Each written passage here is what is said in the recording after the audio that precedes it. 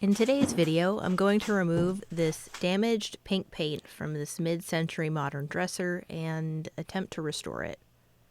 This dresser was purchased off of Facebook Marketplace for a mere $30. The furniture maker of the dresser, named Drexel, is one of my favorite furniture makers for mid-century modern pieces, and their furniture is often very sturdy and has really nice wood veneers. This video is in collaboration with several other YouTube creators as part of a mid-century modern challenge hosted by Flipping Drawers. There's going to be a link for the video playlist in the description below, so please check it out when you finish the video. If I had to speculate, this was a hand-painted dresser, most likely used in a kid's room based on the color scheme and the brush marks in the paint. I'm going to try to scrape off some of this paint to figure out what we're dealing with. The paint is quite thick on this piece and there's a layer of primer underneath it, and the scraper isn't working all that well, so I'm going to strip the dresser instead. The accent detail on this top drawer cup pull was damaged on the bottom and looked like it had been painted over. So I tried to carefully remove the cup from the drawer and unceremoniously broke it in the process. Only a few of these wooden cup details actually came out of the drawer faces, and when I finally did get them to slide out, you could see a lot of paint was pulled behind them, which acted like glue. Before I continue with removing the hardware and stripping the piece, I'm going to go ahead and put this piece back on and attach it with some wood glue.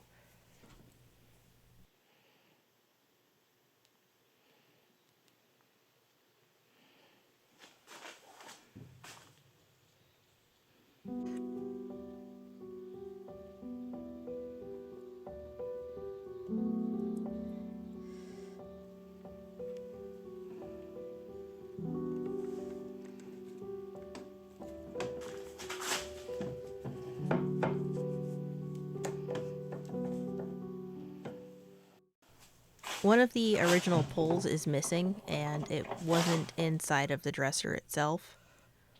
I wasn't able to find a matching replacement online either, so I'm going to need to order some new hardware.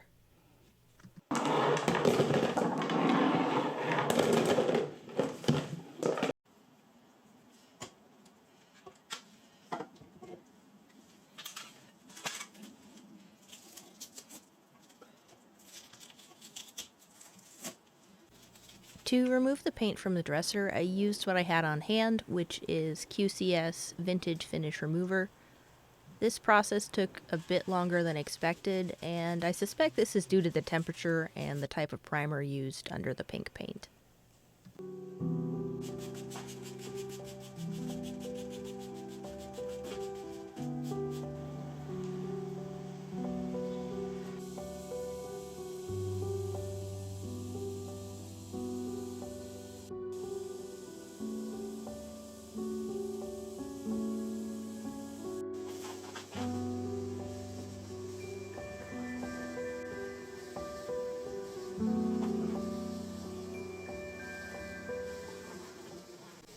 The unfortunate reality of restoring painted furniture pieces, beyond just removing the paint, is that they are frequently painted because of existing damage.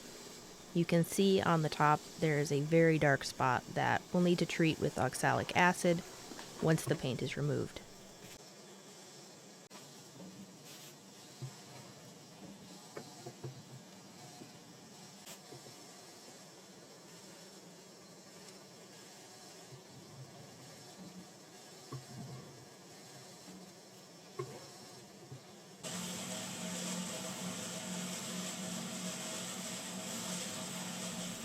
To treat the top with oxalic acid, I'm just going to give it a quick sand to help smooth out the layers and allow the oxalic acid mixture to penetrate evenly into the wood surface. If you're not familiar with oxalic acid, it's commonly used for cleaning and bleaching. When you apply diluted oxalic acid to the surface of the wood, it acts like a wood bleach. Keep in mind that it is a toxic organic compound, so you should always take the necessary precautions when using it. I applied oxalic acid 3 times to the top of the dresser, allowing it to dry fully between the next application. It helped to greatly reduce the appearance of the stain, but it didn't completely go away. I plan on using a darker finish, which is going to help conceal the remnants of the stain, though. To neutralize the oxalic acid, I rinsed it off with water and then I applied a borax solution. And then I rinsed it off with water again. I'm not sure that the borax made a big impact, but there's quite a lot of proponents out there that say to use borax to neutralize oxalic acid.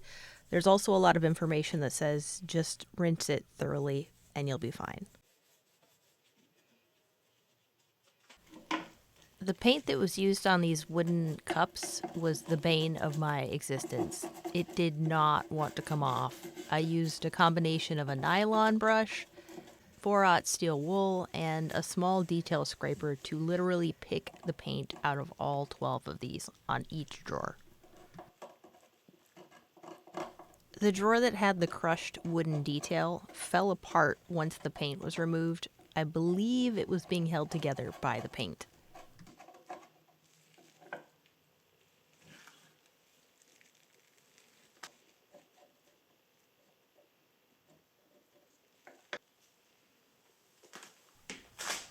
There was also paint wedged in between the back corner of the top. I removed the paint and then glued the loose veneer back down and clamped it overnight.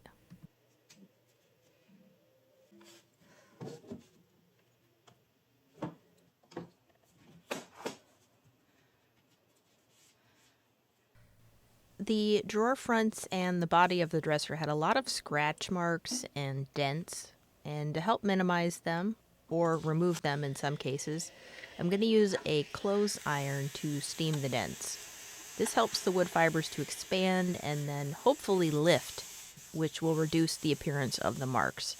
Now, if the wood fibers are torn, they generally don't completely recover, but steaming can still help in most cases.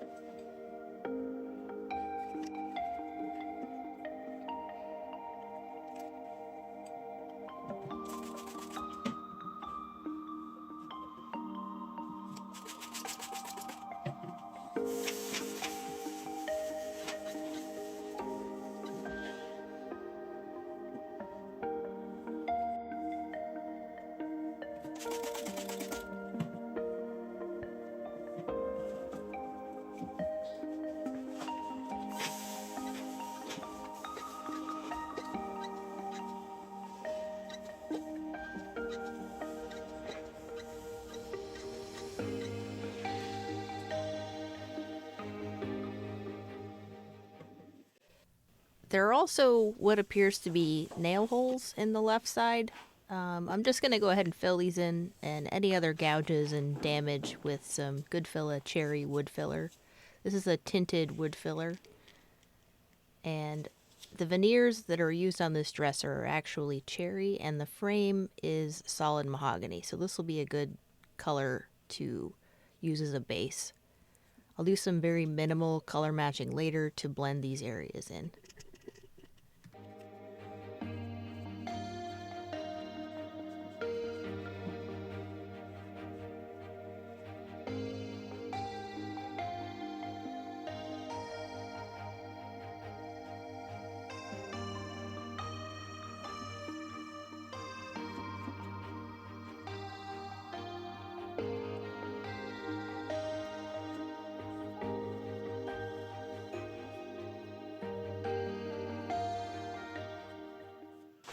The entire dresser is going to be sanded down using 180 grit sandpaper using my Makita finishing sander. I just want to sand down any remaining finish and wood filler and then also level out the surface. For tighter corner areas, I like to use this small sanding block, which I'll link in the description below. I don't like using an electric sander in these tight areas because it can cause more harm than good, so this smaller hand sanding block is very useful. After sanding everything down, it's time to reglue the broken wooden drawer cup detail. I'm using a combination of wood glue and CA glue to reassemble these wooden puzzle pieces. The CA glue is going to dry quickly and it's going to help keep the pieces in place, whereas the wood glue is going to help create a strong bond. Now these pieces have been broken for a while, and unlike the piece I broke earlier in the video, they don't quite fit together perfectly anymore. However, we'll put them back together as close as possible and then fill in any imperfections using wood filler.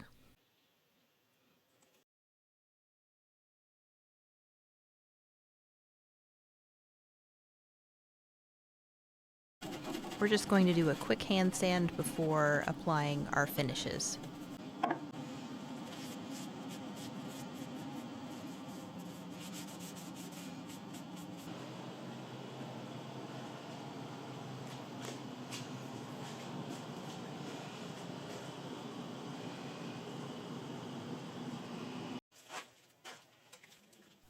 I'm trying something new this time. I'm going to use General Finishes Sanding Sealer as a toner for the dresser. There's a variety of wood species on this dresser with the mahogany and cherry, and the top is also slightly lighter from using oxalic acid. So I want to try to tone the entire dresser, and instead of using a Mohawk toner can, I'm going to go ahead and mix some trans tint dyes with sanding sealer.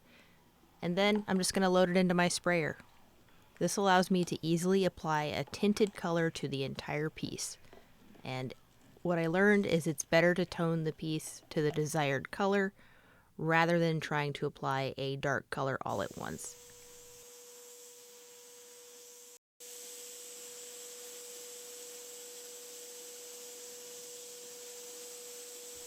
Before I apply clear polyurethane, I'm going to use some sanding sealer mixture with some powder pigments to try to conceal the filled nail holes in the side of the dresser. I wasn't as happy with how this came out, mostly because I couldn't get the colors I wanted with the pigments that I had. I'm likely going to invest in either some different pigments or look at Mohawk pigments in the future. I used some General Finishes clear polyurethane to top coat the dresser using the sprayer.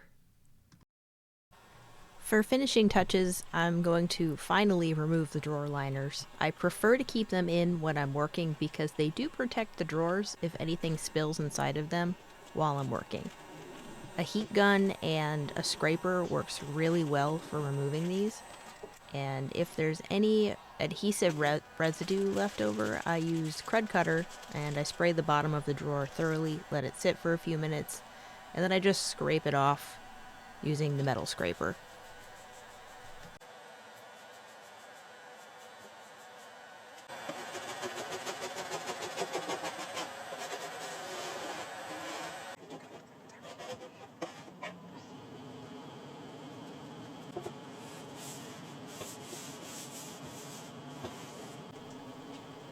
I used orange furniture spray after removing the adhesive just to make the drawers smell nice.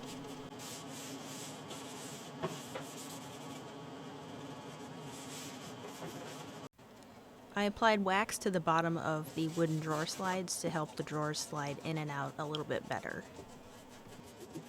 The new handles that I ordered came with screws that were unfortunately too long. They don't have the little breakaways on them either, which are the little spaces where you can just bend the screw to make them shorter. And the old hardware threads were also different than the new ones, so I couldn't reuse them. And I frequently find that I have to go buy new screws when this happens. But that just adds extra cost, and I'm left with screws that I never end up using. So to remedy this, I've started trimming the screws down with bolt cutters. I just snip the screw down, and then I sand off any burrs that may cause any issues with threading. And this saves me a trip to the hardware store and stops me from spending money on shorter screws.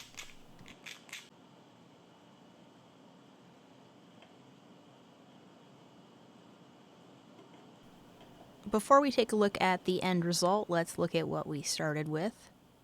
I hope you've enjoyed the video, and again, please go check out the other videos in this mid-century modern challenge using the link in the description below. See you later.